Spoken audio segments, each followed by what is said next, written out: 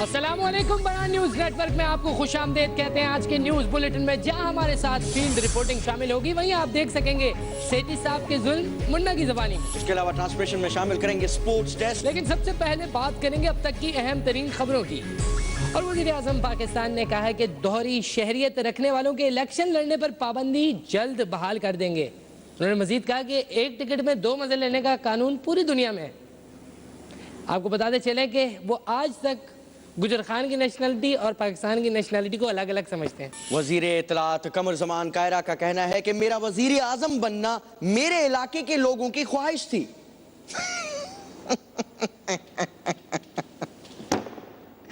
Sir, इलाके के लोगों की ख्वाहिश थी? कहां राजा रेंटल, कहां आप? यार, आप पे तो कोई केस ही नहीं बना। और एक अखबार के मुताबिक बिलावल भुट्टो जरदारी ने कानून की तालीम हासिल करने के लिए लंदन के एक बहुत बड़े निजी कॉलेज में दाखिला ले लिया। देखो बिलावल, तुम्हारा बड़ा और तुम्हारे अंकल होने की हैसियत से मैं कह रहा हूँ, बिल्लू आपको पढ़ना है, क्योंकि पापा आप पे बहुत ज़्यादा हमारा पैसा खर्च कर रहे हैं। आपने अव्वल आना हर क्लास में। और सदर पाकिस्तान जनाब आसिफ अली जरदारी का कहना है कि तमाम जमहूरी कुव्वतें आमरीत के खिलाफ मुज़ाहमत का आज़म करें। ताहम उन्होंने ये नहीं बताया कि फौजी आमरीत या फिर सिविलियन आमरीत। और वज़ीर आज़म पाकिस्तान राजा रेंटल जल्द ही अफगानिस्तान का दौरा करेंगे। इससे पहले उन्होंने अफगानिस्तान के जितने भी दौरे किए हैं वो वहाँ जाके बिजली के तार बेचा करते थे। वज़ीर आज़म होने की हैसियत से ये उनका पहला दौरा होगा। और अमरीकी हुकूमत ने एक एलामिया में कहा है कि पाकिस्तानी कौम खुश नसीब कौम है कि उनको हिना रबानी कर जैसा वजीर खारजा मिला है। काश कि हमारी फौज को भी कोई ऐसा तर्जमान मिल जाता, काश। नेटो सप्लाई खुलने के बाद रिपब्लिक की आवाम क्या सोचती है, ये जानने के लिए चलते हैं हमारे रिपोर्टर लाला के पास। अरे क्या तुम समझ रहे हैं कि इस बार हम डट जाएंगे, अपने जगह से नहीं हिलेंगे? मगर ऐसा नहीं है। कहते खुदा के इस बार हुकूमत ने, अब खुदा आया, बड़ा अफसोस के साथ कहना पड़ता है कि हुकूमत ने इस बार जो है अपना घुटना टेक दिया है। आइए यही जानने के लिए कि नेटो सप्लाई क्यों और कैसे खोल दिया है हुकूमत ने, लोगों से पूछ लेते हैं। आइए फॉलो भी कर लीजिए भाई, आइए। अरे आ जाओ हमारे साथ, आओ। अरे भाई से पूछ लेते भाई, मुबारक हो, ये नेटो सप्लाई जो है वो खोल दिया है, क्या कहना चाहेंगे? नहीं खोलनी चाहिए थी। क्यों? इससे आप नहीं समझते कि जिनका रोजगार जो है वो खत्म हुआ था वो खोल गया है? नहीं, हमें एक मुतालबा और करना चाहिए था डॉक्टर आफिया सिद्दीकी का। वो अपनी जब शर्तें मनवा रहे हैं तो हमें भी अपनी एक शर्त रखनी चाहिए थी। अच्छा ये बताया, कोई अमेरिकन जो फौजी है उनको कुछ चीज भेजना चाहेंगे यहाँ से? करें यहाँ से आम का सीजन शुरू होने वाला है, आम बेचेंगे उनके लिए। अरे भाई ये बताया, नेटो सप्लाई जो खुल गया है, आप नहीं समझते कि ये हुकूमत का जो है वो एकदम ऐसा एकदम है कि उसने अपना घुटना टेक दिया है? ये अच्छा नहीं है, एकदम हुकूमत का नहीं खोलना चाहिए। आपके सामने अगर जो कोई चीज हो जैसा कोता हो, वो अगर खुल जाए तो आप चौंकेंगे? रहे हम फिर बांध देंगे उसको। अरे फॉलो में कर लो, आ जाओ भाई। अरे मुबारक हो अंकल, नेटो सप्लाई खुल गया है, क्या तासुरात है आपके? जो कौम अपने माजी से सबक नहीं सीखती वो अपने अंजाम की मुस्तकबिल में फिक्र करे। अच्छा ये बताइए कि ये नेटो सप्लाई जो खोल दिया हुकूमत ने अपना घुटना क्यों टेक दिया है? आखिरकार ऐसा क्यों कर दिया है इस बार? क्या मुहरकत है इसके पीछे? डॉलर मिल रहे हैं और क्या है? अरे आ जाओ भाई, किसका इंतजार कर रहे हैं आप? आइए। ये जो नेटो सप्लाई हुकूमत ने खोल दिया है, ये नहीं खोलना चाहिए था, इसके पीछे एक मजबूत इकदाम करना चाहिए था। आप बताइए कि ये गलत किया है या सही किया है? सही किया है, खुलना चाहिए। आप पाकिस्तानी है कि नहीं? पाकिस्तानी है। मुझे शक हो रहा है। अरे भागो यहाँ से।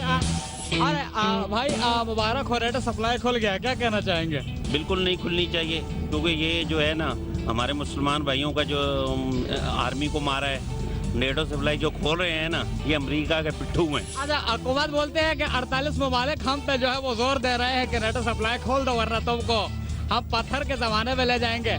क्या कहना चाहिए हम लोगों? तमाम मुसलमानों को मुतहद हो जाना चाहिए नेटो सप्लाई के बारे में। सर आप बता दें कि आप क्या पैगाम देना चाहेंगे हुकूमत को, नेटो सप्लाई जो खोल दिया है इन्होंने? हम हुकूमत को पैगाम देना चाहते हैं कि अगर काफी लोग एक बंदे के ऊपर इकट्ठे हो सकते हैं, तो हम ला इलाहा इल्लल्लाह मोहम्मद रसूलुल्लाह पढ़ने वाले एक साथ इकट्ठे क्यों नहीं हो सकते? आखिर सब हमारे ज़खायर के, बिल्कुल भाई, हमारे ज़खायर के ऊपर वो ऐश कर रहे हैं और हम गरीबों की तरह यहाँ मेहनत मजदूरी कर रहे हैं। तो देखा आपने बहनों और भाइयों, हुकूमत ने तो कभी भी पहले भी आवाम का नहीं माना था और ना ही इस बार जो है वो मानेंगे।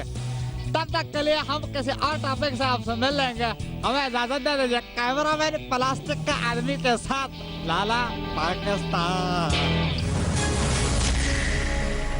अस्सलाम वालेकुम रुपब्लिक। मेरा बेटा क्या हाल है? तुम्हारी तबीयत ठीक है? सब खैरियत है? मजे में आए हो? मजों में हैं? ऐश कर रहे हैं? अल्हम्दुलिल्लाह खुशहाली में इधर उधर। हाँ और सर्दी कैसी, गर्मी कैसी लग रही है? तो माँ यार, अच्छा आज मैं आपको बताऊं कि भाई मैंने रुख किया आज इस्लामाबाद का। बड़ा टाइम हो गया था, कुछ मैंने ऐसी नहीं की। मैंने कहा चलो आज लगा लेते हैं इस्लामाबाद, हम मैं ऐसी करने का। अच्छा तो मैं सोचा यार क्यों नहीं आ ही गए हैं तो इंटरव्यू भी कर लें, क्योंकि मेरे पास टाइम तो कम है। मैं अभी बर्मा के दौरे पे जा रहा हूँ अगले महीने। तो मैंने कहा चलो क्यों नहीं इधर 2-4 इंटरव्यू कर लें। तो मैंने कहा किसका किया जाए, किसका इंटरव्यू कराऊं, किसका दिखाऊं तुम्हें। फिर मैंने देखा, मैं सोचा, मैंने बोला किसका करूं, किसका करूं, किसका करूं। सोचा टीवी पे देखा, मैंने कहा एक आदमी है आज के जमाने में जिसमें छवि आती है। कभी कभी मेरे को फैसल रजा आब्दी की छवि आवे, मैं बोलूं ये फैसल रजा आब्दी नहीं, ये तो फैसल रजा आब्दी नहीं है। कौन है ये बंदा? मुझे देखा देखा लगे। कौन है कौन है कौन है? आखिरकार मैंने कहा चल के पूछ ही लेते हैं कि आखिरकार मामला है तो है क्या। मैं बात कर रहा हूं जनाब मिस्टर फवाद चौधरी साहब, जो कि पाकिस्तान पीपुल्स पार्टी के नुमाइंदे हैं। अस्सलाम वालेकुम। अस्सलाम वालेकुम। साईं क्या हाल है? आप यशी करने इस्लामाबाद आ गए? हम इधर आ जाते हैं। क्योंकि ये इस्लामाबाद है, हॉलैंड तो नहीं है। ये मलक रियाज ने हॉलैंड बना दिया है। अच्छा। अल्लाह तुझे पूछेगा मलक रियाज, मुझे आईपैड ही नहीं भेजा। चले आप अरसलान से ले लेना। किसको? वो देता है? हाँ वो भी दे। वो खुद उसी से ले रहा है, उसी से पूछे ना। नहीं वो ज्यादा ले लिए थे, दे रहे हैं अब। पढ़े? अच्छा यानी कि गुफ्तगू मजेदार होने वाली है। अच्छा। सवालात के जवाबात का शुरू करते हैं। ईसा का गवाह मूसा, मूसा का वकील फवाद चौधरी। थोड़ी बहुत एफिडेंट बची है या खत्म हो गई? तो आपने कभी जिंदगी में एफर्ट नहीं किया? आपने तो सारे नशे किए हैं ना। मैंने आपने एफर्ट नहीं किया? टीवी पे बोलूं? हाँ। इस एक का रह गया। क्या बोले आप टीवी पे? नहीं कभी नहीं ना किया तो इसका मतलब है ये नशा ही नहीं है। इसी बात का जो नशा आपने नहीं किया वो है ही नहीं। बस किया तो नहीं है, लेकिन बड़ा इसको उछलाया है बड़ी जब इसको हर जगह पे कर रहे हैं। एफएडन बड़ा, इससे नींद बड़ी अच्छी आती है। पार्टी में वो ढिम्मे ढिम्मे कर रहे हैं, उसमें बड़ा बोला पता नहीं कहाँ पहुंचा रही है। वो एक गोली एक आ रही है, उससे वो बन रही है। देखिए अगर सारी रात नचवा रही। बिल्कुल इनको चाहिए कि फौरन एफेड्रिन फिर बैन करें। क्यों इसके कोटे दे जा रहे हैं? अच्छा अभी भी कोटे चल रहे हैं। हर बात यह है कि दमे की हर बीमारी में एफेड्रिन आती है, खांसी की हर बीमारी में एफेड्रिन है। और अगर आपने जो है इसको अपना एक स्कैंडल ही बनाना है तो फिर अभी मुकम्मल बंद करें। दिमाग के सुकून के लिए भी एफेड्रिन नहीं, वो नहीं है कोई इसका ताल्लुक नहीं। नींद वींद के लिए कोई ताल्लुक नहीं है। आप तो डॉक्टर भी है माशाल्लाह। सारी डॉक्टर डॉक्टर जरूरी है। अच्छा अभी अरसलान केस ऊपर, वो पीछे नहीं वो तो बड़े लोग हैं ना जी, यहाँ तो बेचारे पीपल्स पार्टी वालों के केस ही ऊपर होते हैं, बाकी केस तो नीचे ही रहते हैं। अच्छा ये भला बात सच है कि आपने फैसल रजा आब्दी पे काला जादू टोना करवा दिया, उसको बीमार करवा दिया और आप उसकी जगह संभाल लिया? ये बात सच है? क्योंकि वो गायब हो गया ना, उसकी जगह आप आ गए। हर जगह हर टॉक शो में भाई किसी को चुप कराया, उसको चुप कराया, उसको नहीं बोलने दिया। ये मैंने देखा। पहले वो इतने बड़े कागज ले आता था। अल्लाह उसको सेहत दे। वो अब भी ला रहा है। दरमियान में थोड़ी देर कोई वजह थी उसके लिए रुका था, लेकिन अब इंशाल्लाह अब भी आ रहा है। हमारे हुकूमत में कुछ लोग होते हैं ना जिनका ख्याल होता है कि अदलिया से और इनसे बड़ा जनाब वो जिस चीज़ पे गुस्से आ जाए उसको पीछे कर दो। तो मेरा ख्याल है उस चक्कर में उनको कुछ पीछे किया था, लेकिन कोई ऐसी बात नहीं, आ जाएंगे। अच्छा तो क्यों ना ट्विस्ट आ जाए। अभी ट्विस्ट वाला सवाल करते हैं। मुशर्रफ साहब की जब आपने पार्टी ज्वाइन की, आप जैसा एक ओके आदमी, मैं कह रहा हूँ कि जो अच्छे खासे को हिला के रख देवे, मेरे ख्याल से ये होगा कि उस वक्त आप थोड़ा यानी आपकी नींद पूरी नहीं होगी, आप नींद में हैं। अब एक होता है इंसान नींद पूरी नहीं हो तो बोलता हाँ सही है भाई तू कर रहा है। उसने मुशर्रफ बोला इधर आया मेरे पार्टी में ज्वाइन कर लो। आप क्यों के 3 रातों से जागे हुए थे? आपको कोई चीज़ पसंद है, आपको कहीं से सोना था, जाके आराम करना था, तो आपने बोला कि यार हाँ भाई आ रहा हूँ। ऐसा तो मामला नहीं। प्रेसिडेंट जब थे तो 2 महीने पहले से उनसे एक रिलेशनशिप था, सलाम दुआ हो गई। सलाम दुआ थी। अल्लाह। तो जब वो पार्टी उन्होंने, जब ये अलहदा हो गए तो वो सारे लोग जो उस वक्त इक़्तिदार में थे तो वो सारे फिर छोड़ गए। तो बहुत जरा उस वक्त बुरा लग रहा था। हाँ, कि ये जो क्या- बोल रहे थे कि वर्दी में उसको 20 दफा भी करवा देंगे। वो तो उन्होंने ठीक ही बोला था, उन्होंने बोला था वर्दी में रहेंगे तो 20 दफा करा देंगे। हाँ, ये क्लियर किया ना आपने, ये बात की। कोई पैगाम दे दे, चलो भाई मैं पानी में डूब, कुछ भी, जो भी। मजाक किया मैंने, चलो पानी में, चलो मैं पानी में, मजाक। नहीं, इज्जतदार आदमी। अभी आने से डर रहा है कमांडो, वही बात, वही कोई कर। बात नहीं, जब बंदे होते हैं, अरूज भी आते हैं, जवाल भी आते हर हैं। इरुज को सवाल मौजूद, बिल्कुल, ये तो है। कोई मसला नहीं। थोड़ा बहुत सलाम ही करना, हाय हेलो कर दो ऐसे। सलाम अलैकुम सर। आया आया तूफान आया, एक आया था अभी, क्या था वो आपको पता है? बाबर यवान, बाबर अवान, बाबर एवान, पाकिस्तान पीपल्स पार्टी का vice president. Oh my God, कोई क्या तो उसकी टोर हो गई थी, क्या तो लीडर अपने आप को कम से कम नौजबिला बना, ये इस तरह के बहुत बड़े लेवल का अपने आप को लीडर समझने लग गया। लेकिन उसके बाद ये जमीन से ये टांगे मतलब छत पे वही बाबर है, क्या नाम है, बाबर अवान ऐसी बातें कर रहा है। तो क्या कहेंगे यार बाबर अवान। ये फिर पीपल्स पार्टी जो है समहाउ देखे ना, इसमें जो भी है ये एक कल्ट पार्टी भी है। और कल्ट पार्टीज में जो जुल्फकार अली भुट्टो की जो लेगेसी है, जो मोहतरमा बेनज़ीर भुट्टो शहीद की लेगेसी है, वो लेगेसी के साथ अगर आप जुड़े रहे हैं तो आपकी अहमियत है, नहीं है तो फिर आप बाबर अवान है। मैं ऐसे आपको देख रहा हूँ वाइस प्रेसिडेंट, मजाक नहीं कर रहा हूँ, मेरे अंदर दिमाग में जो आया वो मैंने बोल दिया। चले बहुत जल्द इंशाल्लाह ताला हो जाए, इंजाम ऐसा ना हो। अरे अल्लाह करे। नहीं, लेकिन सर अगर आप बन गए ना, क्योंकि जो ट्रैक रिकॉर्ड आपका है फिर वो हो जाएगा जिसके लिए बहुत दुआएं भी उठ रही हैं।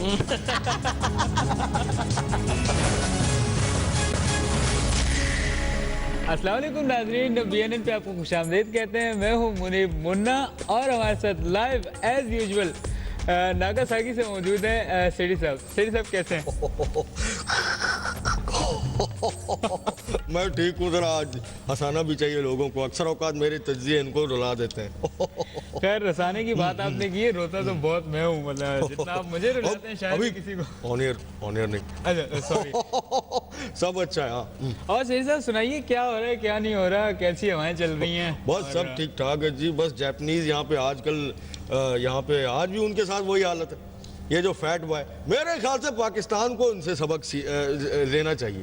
अभी तकरीबन 100 साल होने को आ गए, आज भी जापान की वहाँ पे हालत ये है, तो जरा अमेरिका सरकार से पंगा ना ही लेना चाहिए। सेठ साहब ये बताइएगा कि क्या पीपल्स पार्टी को हटाने वाली जो एलिमेंट है वो उसकी नीयत साफ लगती है आपको?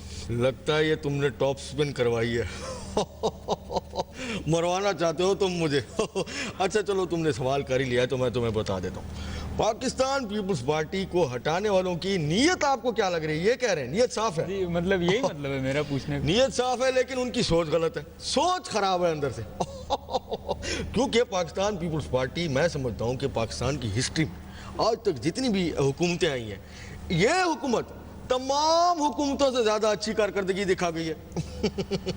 तो इसीलिए जरदारी साहब जो है उन सब से नहीं हटने वाला। अब जो ताकतें इनको मिलके हटाने की कोशिश कर रही हैं, उनमें मैं जाहिर सी बात है जो खदशात जो पेश आए हैं, अब इमरान खान एक तरफ से कोशिश कर रहे हैं कि गो जरदारी गो, अपने उसमें जो है वो एक जरदारी 100 बीमारी पता नहीं क्या नारे निकाले इन्होंने। उसके अलावा फौज ने तो आपने देखा ही होगा कि फौज तो काफी अरसा पहले ही सरेंडर कर चुकी है। अब रही बात अदलिया की। अदलिया के बारे में इस पे तो कुछ कहें जरा। अदलिया के बारे में मैं बाद में कहता हूँ, पहले तुम ये कहो कि अभी ये जितना मैंने तजिया दिया है, अभी मुझे बताओ मैंने जो तजिया दिया। सेठ साहब मतलब ये जवाब देना आपसे सवाल है। पिछले 3 सालों से तुमने क्या सीखा है आज बताओ। शाबाश। अरे ज्यादा जोर से घुमा दिया। अच्छा बताता हूँ। एक तो अमेरिका बहुत अच्छा है, अमेरिका सही है, और दूसरा बगैरत ब्रिगेड जिंदाबाद। जल्दी बताओ बेटा। तीसरा याद नहीं सही सब, मैं याद करके आऊंगा। तीसरा याद मेरे अंदर एक मदरसे का मौलवी भी छुपा हुआ है। अब मेरे उस मौलवी को बाहर मार दो। आज तेरे सामने एक गोरिल्ला आएगा। मेरे अंदर एक मौलवी भी मौजूद है बेटा मदरसे का। प्रोग्राम को यहीं पे खत्म करते हो। नेक्स्ट टाइम किसी और टॉपिक पर मुलाकात। न्यूज बुलेटिन में फिलहाल इतना ही। अब चलते हैं बनाना स्पोर्ट्स डेस्क की तरफ, जहां बनानाई में आप देख सकेंगे मिर्जा इकबाल बेग की तंजीम। अस्सलाम वालेकुम तमाम नाजरीन, तमाम शायकीन को मिर्ज़ा इकबाल बेग का सलाम। वैसे तो मैं अपनी तारीफ़ और शो ऑफ कभी नहीं करता, लेकिन मैं आज आपको बताता चलूं कि हालिया दौर में पिछले ही दिनों में मैंने नबीला को एक सेट पे देखा और वहाँ पे उनसे गुफ्तगू में मैंने उनसे फ्री में बाल कटवा लिए और बड़ा अच्छा स्टाइल, बेबी बाबा किटिंग। यकीनन मैं स्मार्ट लग रहा हूँ। वसीम अकरम ने भी करवाई, कोई फ़र्क नहीं पड़ा, लेकिन फ़र्क तो वैसे मुझे भी कोई ख़ास नहीं पड़ा। अच्छा, हर साल मैं ये करता हूँ कि कहीं ना कहीं से किसी अच्छे हेयर ड्रेसर से मैं अपने बाल कटवाता हूं और फिर वेस्ट इंडीज का एक फ्री का दौरा करता हूं, क्योंकि वेस्ट इंडीज में मुझे हर साल ये इनाम दिया जाता है कि आप मिस्टर वेस्ट इंडीज हैं। जी हां, क्योंकि मैं वेस्ट इंडीज में जब मौजूद होता हूं तो यकीनन सबसे खूबसूरत गबरू आदमी मैं ही वहीं होता हूं। नंबर 2 पे कभी कटली एमरोज आ जाते हैं और कभी कोई और दूसरा आ जाता है। आज हमारे साथ मौजूद है यंग डॉक्टर एसोसिएशन के मेंबर, एक यंग डॉक्टर। अस्सलाम वालेकुम। वालेकुम सलाम भाई। आपको मैं बताता चलूं कि यंग ना कितना बताएंगे, मुझे भी तो बोलने दे। देखें सबसे बुनियादी बात यह है कि हम यंग डॉक्टर जो है, हम लोग अपनी सारी जिंदगी जो है हम लोग जो है किताबों में सर्फ कर देते हैं। बल्कि हमारे कुछ डॉक्टर भाईजान जो है, जो स्पेशली डॉक्टर का बेटा जो डॉक्टर हो वो तो पैदा ही किताब के अंदर होता है। तो इसकी वजह से हमारा सारा जो प्लान है, जो हमारी सारी जो उम्र है वो किताबों के ऊपर गुजरती है और उसके बावजूद हमें ग्रेड 17 की जो जॉब मिलती है, यकीनन हमारी देखें हमारी मुतालबात पूरे नहीं किए जा रहे। पंजाब गवर्नमेंट हर जर्मनी को मुजाहरा करी है। मैं समझता हूँ कि मियां शहबाज शरीफ को चाहिए कि वो सबसे पहले हमसे माफी मांगे और उसके बाद भी अगर वो बात नहीं आए तो यकीन करें हम भी जंग के लिए तैयार हैं और हमारे भी सारे हथियार जो है हम लोगों ने अपने पास से निकाल लिए हैं। सब्र तहम्मुल का, ये यकीनन आपसे थोड़ा सब्र तहम्मुल का यहाँ पे मुजाहिरा कीजिए। मैं आपको बताता चलूं कि यंग डॉक्टर्स ने ये नया खेल उनका जो है वो इजाद किया है। मैं तो ये कहूँगा कि जिसको लोगों की जिंदगी से खेलना कहते हैं। यकीनन इस खेल के बारे में हम पूछेंगे कि अच्छा ये बताइए कि इस खेल में क्या किस चीज सबसे ज्यादा इंपॉर्टेंट चीज क्या है? हम ये कहते हैं कि सबसे पहले आप अच्छा एक बात तो मैं आपको बताता चलूं कि मैं पंजाब हुकूमत नहीं हूं। अगर आपने कोशिश की कि आप मुझसे ज्यादा बोलेंगे तो यकीनन एक घूसा आपके मुंह पे मार दूंगा। मुझे पंजाब हुकूमत जैसा कमजोर मत समझिएगा। हमें स्ट्रक्चर बोर्ड दिया जाए, हमें पहली देखिए कितनी तनख्वाह हमारी है, जितनी हमारी तनख्वाह होती है ना उसमें 50 बंदे 5 स्टार होटल में एक टाइम खाना नहीं खा सकते। हम चाहते हैं हमारी तनख्वाह देखें सऊदीया में होती है 1.5 लाख दिरहम, 1.5 लाख रियाल सऊदी रियाल, उसको 27 से ज़रब दे दें, उतनी तनख्वाह हमारी कर दें। हम तो ये चाहते हैं। इतनी छोटी सी डिमांड है, ये लोग क्यों पूरी नहीं करते? नया खेल है, अभी फरोग पा रहा है पाकिस्तान में और आप इसकी फरोग, इसको मजीद फरोग देने के लिए क्या इक़दाम? अगर आपको भी इस खेल का थोड़ा शऊर हो जाए, मैं आपको बता ये टीका सिर्फ एक टीका नहीं, मैं टीका मुझे पता है आप अंदर से पंजाब हुकूमत के हैं। यकीनन मेरी तकलीफ, आप अंदर से पंजाब हुकूमत के हैं। मेरी पीठ आप अंदर मैं निकाल एक फोड़ा है, ये कटली एमरोज ने मुझे एक दफा काट लिया था। ये आज तक सही नहीं हुआ। मैं निकाल देता हूँ, मैं निकाल दूँ। भाई